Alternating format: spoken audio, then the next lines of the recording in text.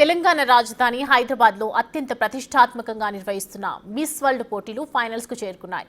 పోటీల్లో విజేతగా నిలిచే సుందరి కోసం అత్యంత ప్రతిష్టాత్మక బ్లూ క్రౌన్ కిరీటం ఎదురు చూస్తోంది. ఇంతకీ ఈ బ్లూ క్రౌన్ చరిత్ర ఏంటి? దీని ప్రత్యేకతలేంటి? దీన్ని $2 మిలియన్ బీమా చేశారంటే దాని చరిత్ర ఎంత ఘనమో ఇలాంటి ఇంట్రెస్టింగ్ విషయాలను ఇప్పుడు తెలుసుకుందాం.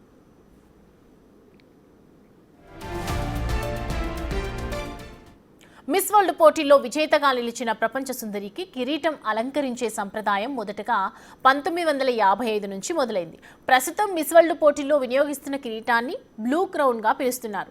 దీనికి గొప్ప చరిత్రే ఉంది. 1970 వరకు దీన్ని మిస్ యూకే కిరీటంగా వినియోగించేవారట. ఈ పోటీల కోసం అంతకు ముందు వాడిన జెస్టర్స్ కిరీటం దెబ్బతినడంతో 1972లో మిస్ వరల్డ్గా ఎంపికైన బెలిండా గ్రీన్కి దీన్ని అలంకరించారు.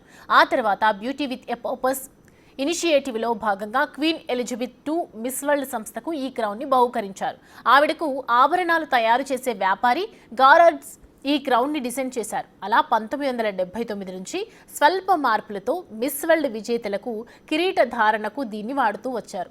ప్రస్తుతం ఉపయోగిస్తున్న క్రౌన్ని జపాన్కి చెందిన మికీమోటో అనే సంస్థ 2017లో డిజైన్ చేసింది. ఈ క్రౌన్ విలువ సంగతేమో కానీ దీన్ని $2 మిలియన్ మాత్రం బీమా చేశారట.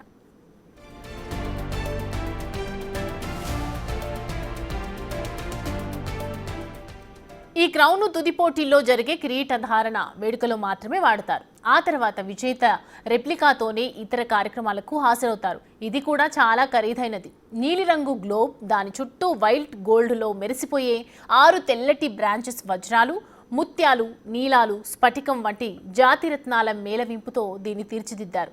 ఇందులో ఏర్పాటు చేసిన 6 శాఖలు 6 ఖండాలకు సూచికట.